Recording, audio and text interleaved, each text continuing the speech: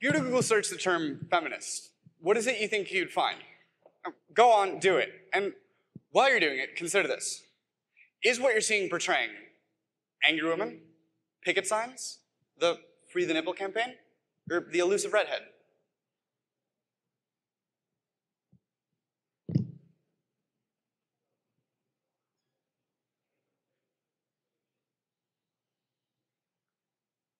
Now, generally speaking, when we think of this term feminist, the first image to pop into our heads is usually just that.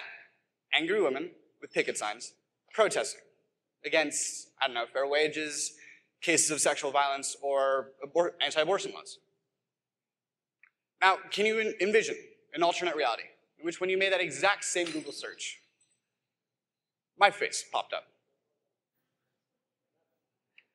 Allow me to introduce myself.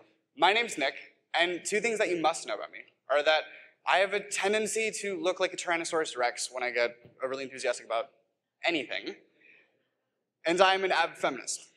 And before I go into what feminism means to me, there are some misconceptions that I feel I must clear up, that you may have, and that Google clearly has.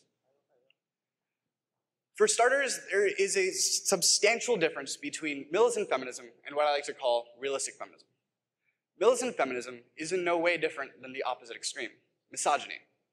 Militant feminism is man-hating, plain and simple. Now, in a different sphere, realistic feminists strive for both the equality and equity of both genders. And while there are a great many realistic feminists out there, the preachings of militant feminists are the first to reach our ears, seemingly only because they can yell more loudly. And this takes us back to your Google search. The media has thus perpetrated an image wholly inaccurate of feminism. As with all groups, whether political, religious, or activists, the members that should be heard are often the ones that are drowned out. But this isn't to discredit the enormous strides taken in the last 150 years. We've got a long road ahead of us, and there's no point in stopping now. Now, what feminism means to me may be different from the set definition. Every day, I wake up and I go to school, and my mom goes to work. And generally speaking, that's been our paradigm for the last 17 years. Mind you, she's actually had a life before me, so she's been doing this for quite some time. Feminism for me is women going out and making a name for themselves, providing, if you will. It's my mom being the best boss lady person imaginable. It's one of my best friends being one of the smartest in the grade while also juggling an exhausting social life and a series of other horrible teenage responsibilities that I'm sure we're all terribly familiar with. And it's me, standing alongside them, standing up for what I believe is right, for what I believe we all, as individuals, deserve. And that's equal footing. So I ask you, regardless of gender or age, to help shed this false identity of feminism, even the men out there, especially the men out there.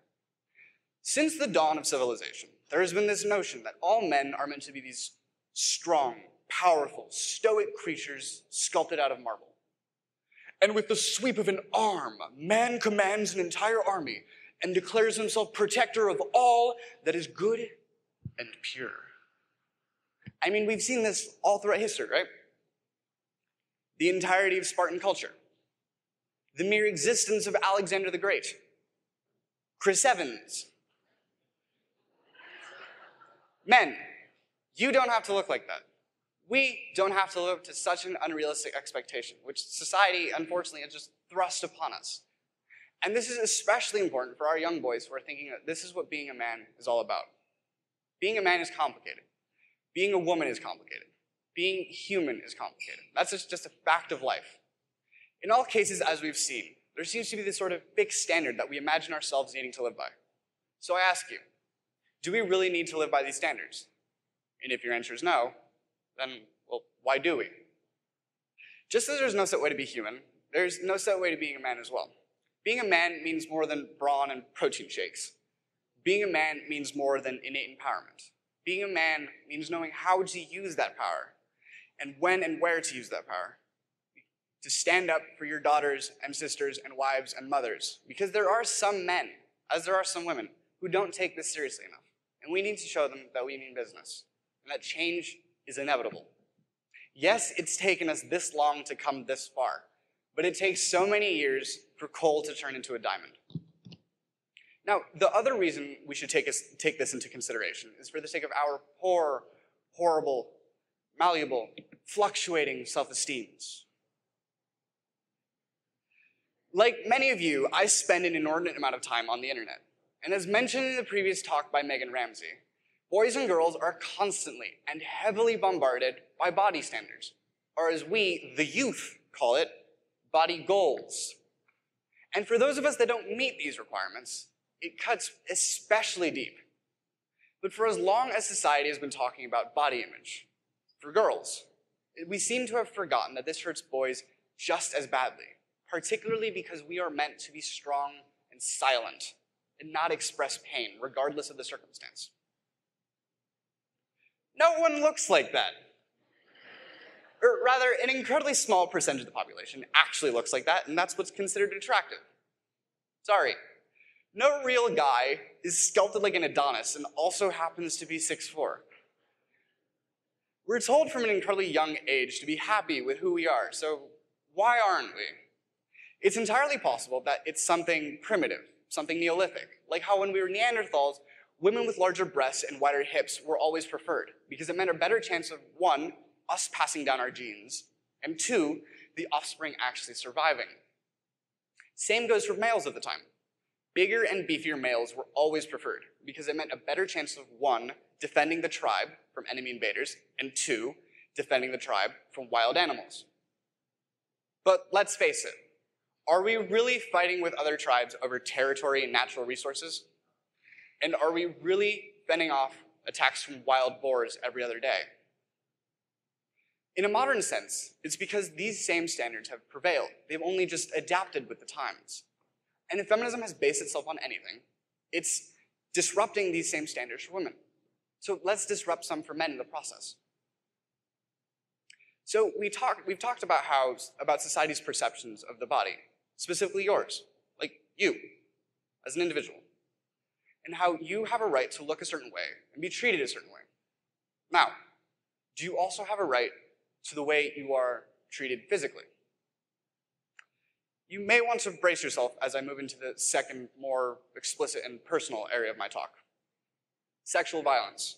It's not a joke. The word rape is tossed around like it doesn't mean what it does. And I know this from personal experience. A particularly common joke amongst teenage boys makes light of prison rape. For example, don't drop the soap, or aren't morning hookups fun? Not if you're in prison.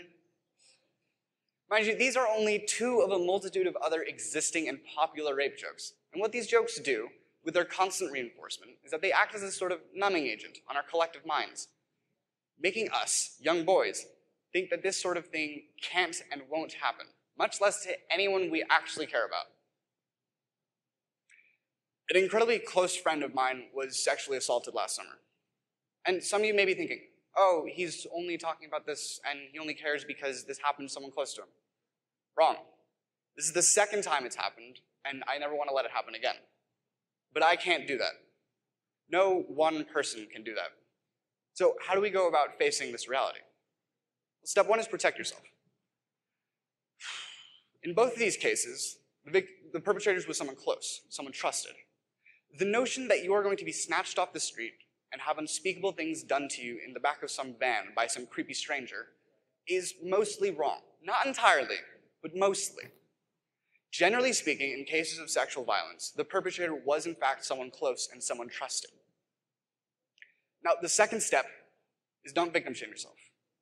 Again, in both of these cases, the victims felt as though it was entirely their fault that this had happened to them.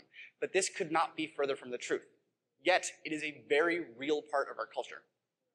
Many of us will be attending colleges in the United States, where thousands of girls are sexually assaulted on college campuses. But the number of reported cases is projected to be substantially lower than the actual amount. Why? It's because many of these victims are fed the notion that this event was their fault, that somehow they had caused it. Victim shaming is a very real part of our culture, and institutions need to support justice to perpetrators, much like the case of Brock Turner, the Stanford rapist. Yes, he was taken to court, and yes, he was sentenced, but to 3 months out of an initial 20-year sentence. To put this in perspective, I'll give you an example. In the United States, federal law mandates that if you are caught with any amount of marijuana in your possession, you can be sentenced with up to 1 year in a federal prison and up to a maximum fine of $1,000. Now, it is beyond infuriating that kids found committing substantially minor crimes are being given longer sentences than actual criminals. Naturally, boys get sexually assaulted as well. And I know this sounds weird, but bear with me. Across college campuses in the United States, the numbers for young men reporting sexual assault are shockingly low, lower than that of women. A 2012 report by the CDC claims that 1 in 5 women is projected to be a victim of sexual violence, and 1 in 71 men is also a victim. But experts say that this number is most likely much higher as, and I quote, incidents of sexual violence are severely underreported in the United States, particularly among male victims. This brings us back to shame. And this particular shame derives from a notion that all guys crave sex all the time. No means no, even if he says it. And if the statistics look like this over in the United States, what do you think they look like here in Managua, in Nicaragua? And are they even reported? And I know I have no right to tell a victim how they should feel, how they should react. But as a witness to not 1, but 2 such events, I can guarantee you that shaming yourself is never an option. Now, for the last, 12 minutes, we've been talking, we've covered a number of topics, but nothing stands out more consistently than shame and how society deals with it. This is the Merriam-Webster's dictionary of definition of shame. And from a psychological standpoint, shame is considered as an internal state of inadequacy, dishonor, disrepute, or regret. Shame is like a leech, latching onto anything it can and draining the life force out of it. We know this. We do it to ourselves and we do it to each other on a pretty regular basis. Again, it's just another part of us being human. But to combat shame of this nature, what I propose are 2 things: self-respect and common decency. Let's start with self-respect. Being you is hard. Being you in this reality is arduous beyond measure. Being one of today's youth in today's reality is especially difficult. And as a member of the youth, I can vouch for that. We're told and untold and told yet again that the way we look matters, as it defines us, as who we are and who we will be. That if you're a guy, you need to be a chiseled demigod and straight up pick fruit from trees. And if you are a girl, you need to have a size 0 waist and just please everybody by just standing there. To be completely honest, for every 1 guy that looks like Chris Evans, there's at least 3 that look like Danny DeVito. And I've learned so much more from Danny DeVito than I ever will from Chris Evans. Now, the second theme of this talk is common decency. Again, from an incredibly young age, we're taught to treat each other the same way we want to be treated. This goes for how we want to be treated physically and how we want to be perceived. If someone asks you to be treated a certain way, by all means do it. But if there is even the slightest inkling of doubt that this goes against their wishes, just stop. Let's leave it there. Mind you, this can literally apply to just about anything. What I want to leave with you today is, as a self-proclaimed feminist, a guy, and as a youth, is that I want to live in a world in which men and women can both be perceived equally and fairly. And so with that, I'll leave you with something. I can go to just about any city on the planet, and no one will care. I can go to just about any city on the planet, and I can take a walk. And I can do that the whole time feeling safe. But too many of my friends don't have that luxury, and I cannot believe I actually have to call it a luxury. Too many of my friends can't even go to the bathroom alone in certain situations. So what do I want you to do with this?